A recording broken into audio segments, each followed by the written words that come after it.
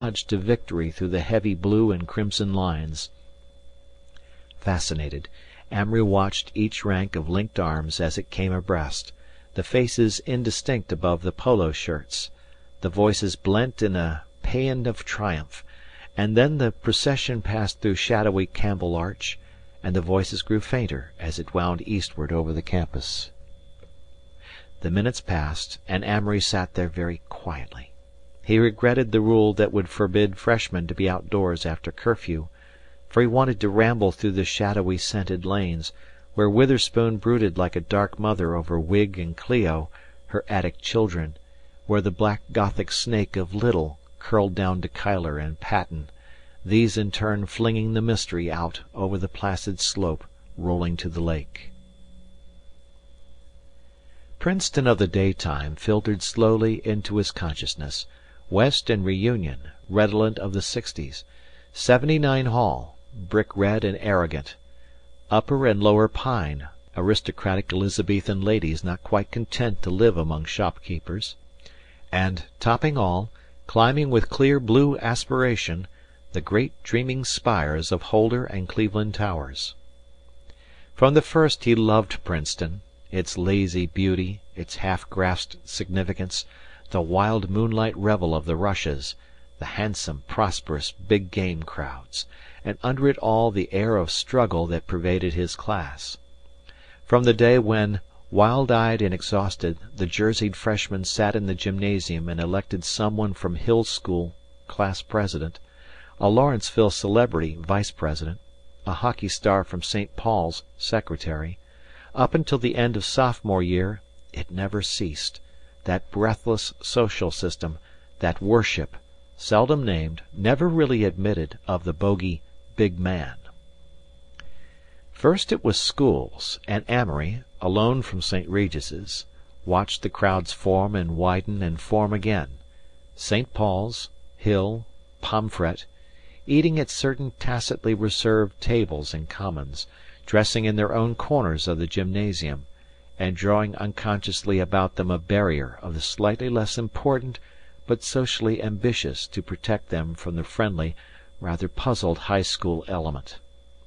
From the moment he realized this, Amory resented social barriers as artificial distinctions made by the strong to bolster up their weak retainers and keep out the almost strong. Having decided to be one of the gods of the class, he reported for freshman football practice, but in the second week, playing quarterback, already paragraphed in corners of the Princetonian, he wrenched his knee seriously enough to put him out for the rest of the season. This forced him to retire and consider the situation. 12 Univae housed a dozen miscellaneous question marks. There were 3 or 4 inconspicuous and quite startled boys from Lawrenceville, 2 amateur wild men from a New York private school Carrie Holiday christened them the plebeian drunks, a Jewish youth, also from New York, and, as compensation for Amory, the 2 Holidays, to whom he took an instant fancy. The Holidays were rumored twins, but really the dark-haired one, Carrie, was a year older than his blond brother, Byrne. Carrie was tall, with humorous gray eyes and a sudden, attractive smile. He became at once the mentor of the house, reaper of ears that grew too high, censor of conceit, vendor of rare satirical humor. Amory spread the table of their future friendship with all his ideas of what college should and did mean. Carrie, not inclined as yet to take things seriously, chided him gently for being curious at this inopportune time about the intricacies of the social system, but liked him and was both interested and amused. Byrne, fair-haired, silent and intent, appeared in the house only as a busy apparition, gliding in quietly at night and off again in the early morning to get up his work in the library. He was out for the Princetonian, competing furiously against 40 others for the coveted first place. In December he came down with diphtheria, and someone else won the competition, but, returning to college in February, he dauntlessly went after the prize again. Necessarily, Amory's acquaintance with him was in the way of 3-minute chats, walking to and from lectures, so he failed to penetrate Burns's one absorbing interest and find what lay beneath it. Amory was far from contented. He missed the place he had won at St. Regis's, the being known and admired, yet Princeton stimulated him, and there were many things ahead calculated to arouse the Machiavelli latent in him, could he but insert a wedge. The upper-class clubs, concerning which he had pumped a reluctant graduate during the previous summer, excited his curiosity. Ivy, detached and breathlessly aristocratic; Cottage, an impressive melange of brilliant adventurers and well-dressed philanderers; Tiger Inn, broad-shouldered and athletic, vitalized by an honest elaboration of prep school standards; Cap and Gown, anti-alcoholic, faintly religious and politically powerful; Flamboyant Colonial, Literary Quadrangle, and the dozen others, varying in age and position. Anything which brought an underclassman into too glaring a light was labelled with the damning brand of "running it out." The movies thrived on caustic comments, but the men who made them were generally running it out. Talking of clubs was running it out.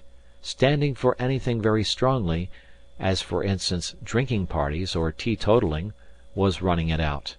In short, being personally conspicuous was not tolerated, and the influential man was the non-committal man, until at club elections in sophomore year every one should be sewed up in some bag for the rest of his college career. Amory found that writing for the Nassau Literary Magazine would get him nothing, but that being on the board of the Daily Princetonian would get anyone a good deal. His vague desire to do immortal acting with the English Dramatic Association faded out when he found that the most ingenious brains and talents were concentrated upon the Triangle Club, a musical comedy organization that every year took a great Christmas trip.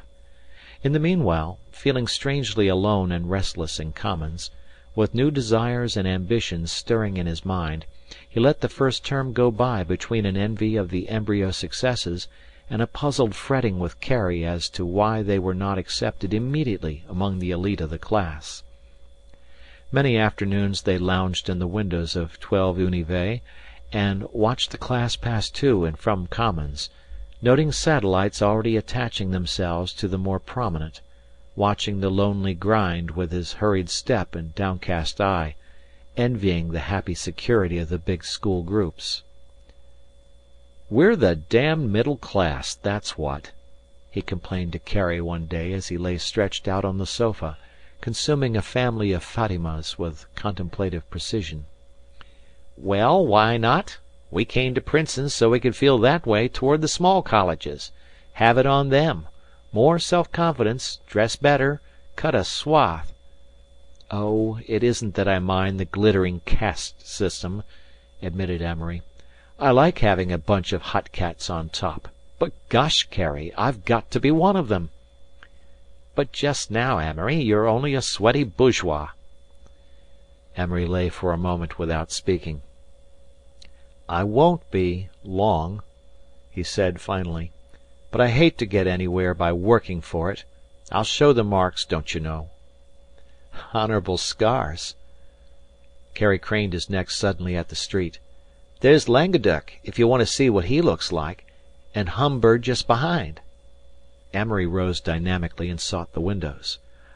"Oh," he said, scrutinizing these worthies, "Humbird looks like a knockout, but this Langueduc, he's the rugged type, isn't he? I distrust that sort. All diamonds look big in the rough." "Well," said Carrie, as the excitement subsided, "you're a literary genius. It's up to you." "I wonder." Amory paused. "If I could be. I honestly think so sometimes. That sounds like the devil, and I wouldn't say it to anybody except you." "Well, go ahead. Let your hair grow and write poems like this guy D'Invilliers in the Lit." Amory reached lazily at a pile of magazines on the table. "Read his latest effort?" "Never miss 'em. They're rare." Amory glanced through the issue. "Hello," he said in surprise.